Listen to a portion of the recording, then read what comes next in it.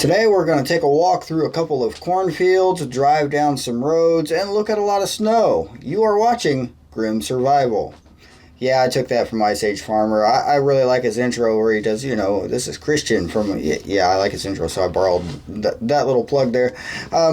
Yeah, we're definitely doing the drives down the roads today. You're going to see a lot of corn. You're going to see unharvested corn. You're going to see harvested cornfields. You're going to see me walk out of my truck in places I should not be walking. So, yeah, stick around for some interesting video. I hope you already gave this video the thumbs up. If you haven't, please do that now. And also click that subscribe button, reminding you to hit the bell icon there next to it to get notifications of my next video. And I do have quite a few planned and more coming out. And I have a surprise. I'm actually filming something on Monday, and I'm not going to tell you what it is, and it's definitely not going to be up on Monday because there's going to be some editing involved, but the video will be up more shooting for next weekend, so we'll see how that works. So we're going to do a premiere type thing with that video as well as I'm trying to do with this particular video. I hope that worked. If so, welcome to Grim Survival, all the live people who are in live chat, hopefully, if that worked. If not, then I said that for absolutely nothing, and I will have to edit that out of the video. But hopefully I won't. Anyway, without any more me yapping and rambling, let's just get to it. And yeah, stay tuned for the end where I got a couple of announcements to make. Here we are obviously taking a look at corn, and these are the frozen corn sickles I promised you. Yes, they are. Obviously, I'm driving here through a snowstorm. This video and the next few clips you will see were all recorded on November 11th, 2019. And obviously, November 11th of 2019, or November of any year, is a late harvest time because the corn should have been harvested well before now. I mean, the average this time of year is a lot higher than the actual harvest, as you can see. Now, of course, it's not all doom and gloom. You will see quite a bit of harvested fields in these videos also. But as you can see, very treacherous driving conditions, but also a lot of heavy, wet snow falling on the corn crops. You really can't see that well on camera what I can see as I'm driving past this corn, and I can really see the snow. It just sticks right to the corn itself, and you kind of see it in the videos, but not nearly as well as I can see it. But yeah, I try. Here we're looking at obviously more corn. I slowed it down so you can kind of see how hard it was snowing. I did find the soybean fields were a lot easier to film with the snow. It contrasted a lot better, made them a lot easier to see. Obviously, you are looking at a soybean field.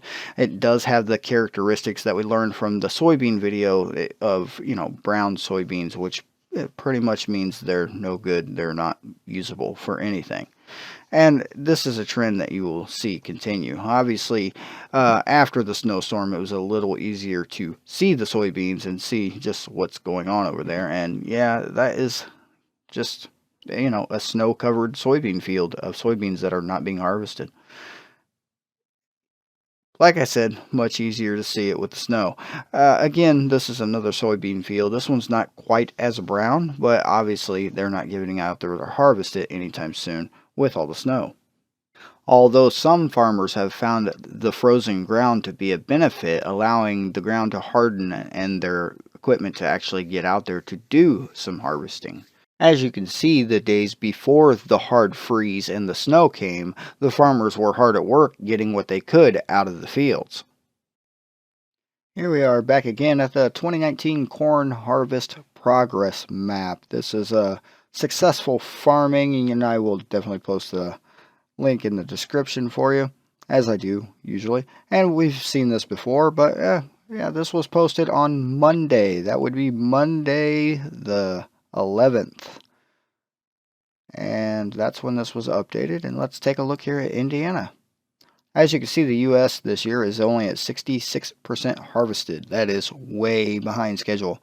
Last year at this time, Indiana was almost done, 87%, and I kind of find that number a little hard to believe personally. 5-year average of 85% by the middle of November. I really don't think these numbers are all that accurate personally. But that is my personal opinion, not a fact. If you want to do some more research on it, please let me know in the comments if you find out anything, because I definitely would like to know. Let's take a look here at Illinois real quick. Last year at this time, they were at 96%. This year, they're claiming 71% so far. 5-year average of 93%. Obviously, everyone is behind. Obviously. And here's, here we go. Let's take a look at Iowa real quick. Last year, they were 81%. This year, 64%. And I just don't think these numbers are all that accurate for last year in the 5-year average. And that's just, again, a personal opinion. Let's just take a look at an article real quick. Same website here, Successful Farming. This was on the 12th, and yeah, we'll just go over quickly what it says. U.S. corn farmers in Iowa, North Dakota, South Dakota remain the furthest behind in the corn harvesting as Thanksgiving approaches. And the U.S. farmers only have the last 15% of their soybeans to cut, according to Monday's USDA Crop Progress Report. Oh, yay. Ads. That's what we needed. In this week's crop report, the USDA pegged the U.S. corn harvest at 66%. Below a 5-year average of 85%. Well, do we really believe the USDA? I guess that is really the question I'm asking here, is do we really believe them? And here's an obvious picture of things I've been seeing. The snow just sticks to the corn, and yeah, we'll just point that out real quick. Soybeans, yeah, the amount of soybeans cut, 85%, to below the 92% 5-year average. And yeah, these numbers are again, they're the USDA, and my trust in the USDA is obviously quite limited.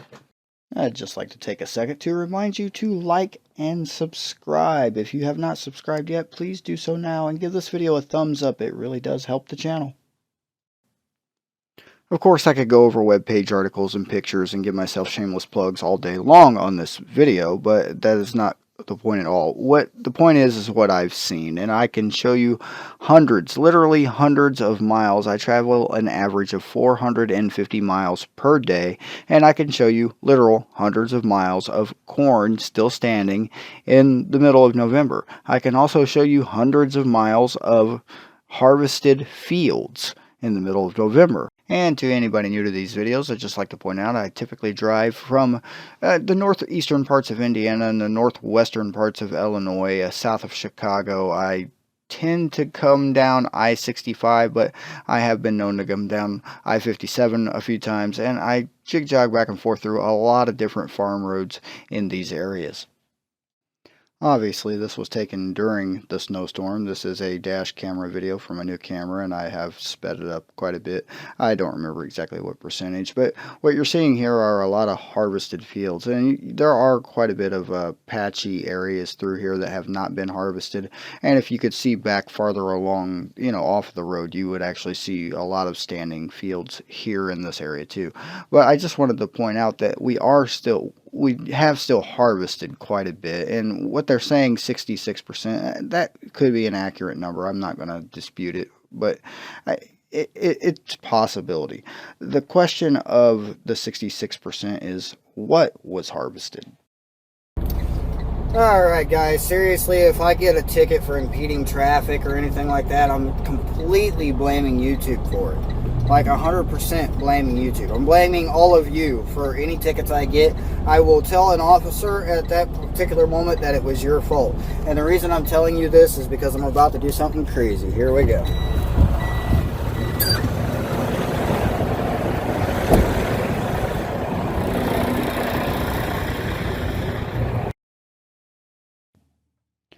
I had to cut out the audio right here because of traffic and things getting loud and cameras being cameras. Sorry about the blurry video. I do clear that up. There it goes. All right, this is a soybean field. This soybean field was literally harvested the day before the snow fell. And as you could see from the soybeans that were still on the little plant there, they were in fairly rough condition. They were pretty dark, and you can see some of them are actually still standing out in the middle of that field. Some of the soybeans, literally, good few patches of it. Sorry about the camera work here. I was using my phone. It was kind of like a quick thing I did. I wasn't supposed to be really stopping in the middle of the road that I stopped in. But yeah, there was a lot of, well, you just see for yourself what's all over the ground. Oddly enough, in this particular field, there were geese. A lot of geese eating something. While we are on the subject of geese in the fields, this is a harvested cornfield, and I have seen a lot of geese, deer. I've seen horses in fields. I've seen a whole flock of turkeys in a field. That was actually this morning. I seen a whole flock of turkeys in a soybean field, and obviously they're eating the soybeans. But most notably, I've been seeing the cows in the fields. And why? Why are the cows in harvested cornfields, and what are they eating? Here we're taking a look at my poor excuse for camera work as I stumble and try to walk through frozen, overgrown grass up to this, obviously, cornfield. Here I've actually slowed down the video to about 50%, so it really increases the stabilization so you can see it a little better. There you can see some corn. Obviously there's a lot of snow on it. There's a lot of black on the top of the corn cob. Yeah. Last time I checked, the harvest report said that 70% of everything harvested was fair to good condition. So, I'm guessing the 70% of the 66% that has been harvested so far is not, looking like this. This is obviously not good looking corn. Here I'm checking for just to see if it was frozen, and it had been in the sun probably a few hours before I got there, and it wasn't completely frozen. It was very cold, but not completely frozen. The temperatures had been in the teens for, I don't know, 3 or 4 mornings in a row, the highs in the 20s. So it's been a hard freeze, and it's lasted all through the weekend up to the 14th, so about the 10th to the 14th, a hard freeze where it never rose above freezing. And obviously this is a very large cornfield, and I parked my truck on the side of the road and just, I got as close as I could. I could have walked into it probably a little farther, would have gotten a little bit of less stares from people driving down the road, seeing what I was doing. But the condition of this corn obviously is, I wouldn't say fair condition. I would say below average at least. Probably poor condition in my opinion. Now, I am not a farmer, so don't quote me on that particular one. But it's just what I see. Here I am walking through a completely different cornfield, and I've slowed the video down a bit so that you can get a better view. Obviously the corn here is, well, this is the edge of a cornfield. It's actually in a very wet spot. The ground was fairly frozen where I was at, but it was still soft enough that you could feel yourself sinking in it. I would just like to note that both of these fields were both in the state of Illinois, northeastern Illinois, somewhere south of Chicago. Both of these fields, the two fields I'm showing here were at least 50 miles apart, 40 to 50 miles apart. The soybean field that I showed was actually probably about 70 miles from these corn fields. Corn beans, I don't think that's a thing yet. I don't know, given a time with GMOs, and it probably will be. Here you see some very poor excuses for corn. This is corn that didn't grow to its full maturity, or what it was even close to what could have been its full maturity. There are a lot of places like this that I drive past that have these patches that are just huge patches of corn that is very small, very frail. It was obviously easily damaged. A lot of these you can see have just toppled over. This is due to wind. We've had a lot of major windstorms in the area, on top of just rain that you would not believe. Record-breaking rainfall and record-breaking cold temperatures in this area for the month of October. Also broke several cold records for the month of October. So the question becomes really, what was harvested? They say 66% of the United States corn crop had been harvested, but what kind of corn was harvested? I mean, they're telling us 70% fair to good condition, but I'm just not seeing that in these fields that I'm walking through. I'm not seeing 70% at all. So that brings us back to the question of what was harvested. If you remember this particular clip from a video I did a couple of weeks ago, I will try to post a little link up to that video here in the top right corner. You should see it now. This is soy that has been harvested. I have not been able to get a video of this particular field because every time I get here it's well after dark, and wandering around out there with a flashlight just isn't going to work out. But yeah, this soybean, and we identified that soy, the dark colors and how brown it is, that it is already starting to rot, and this was 2 weeks before it was harvested, and they harvested this field.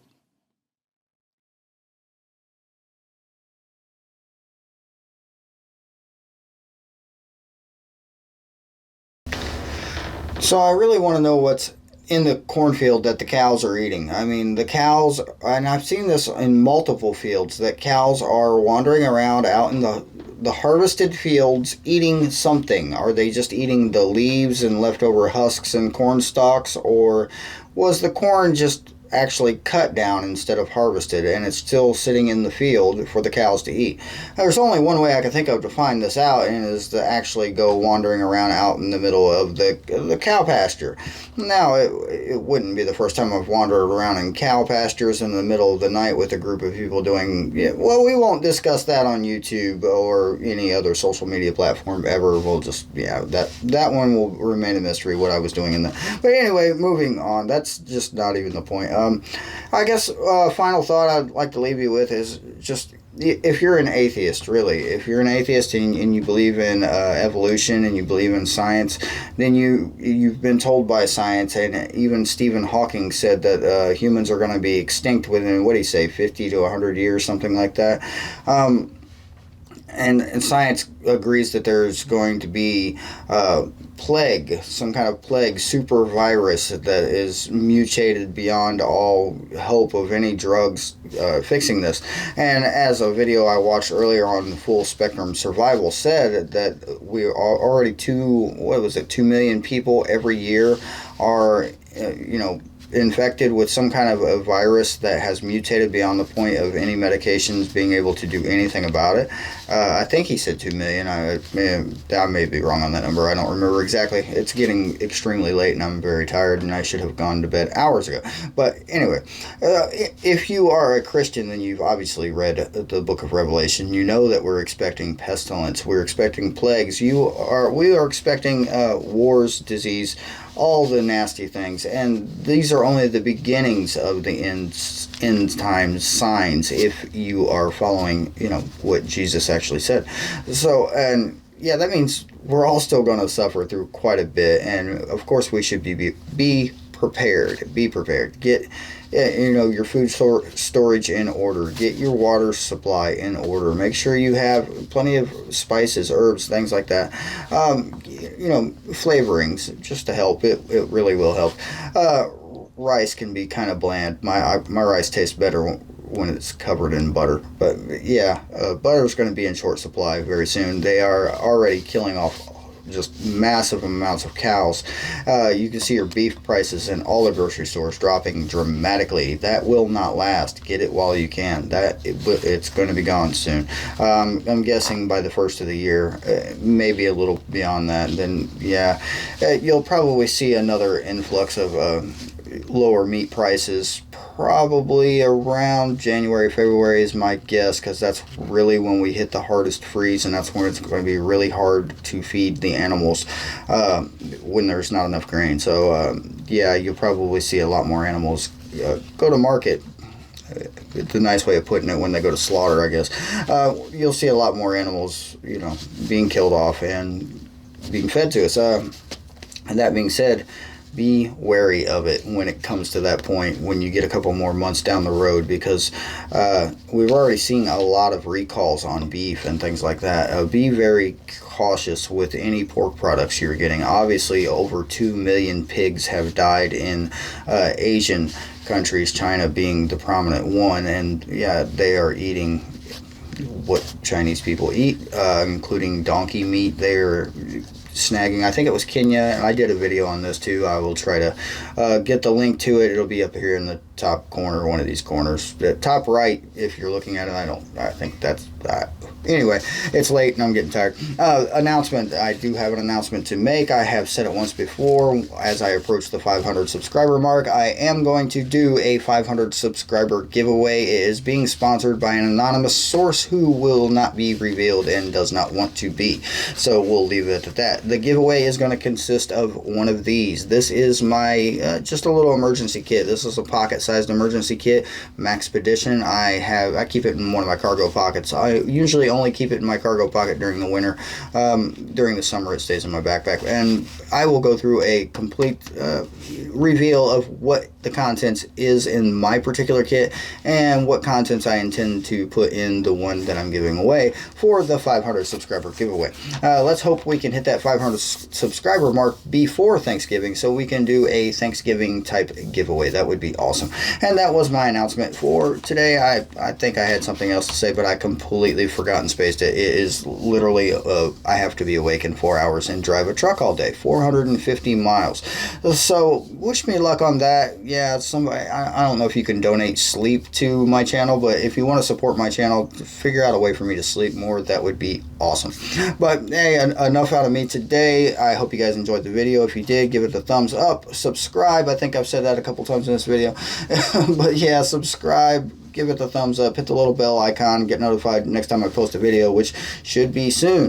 I'm going to start doing some live videos, apparently. That's going to be fun, so stay tuned for that. And I'm going to shut up now. Everyone have a good day, good evening, good morning, whenever you're watching this. Just, enjoy the time while you can. Things are looking grim, and they're getting worse.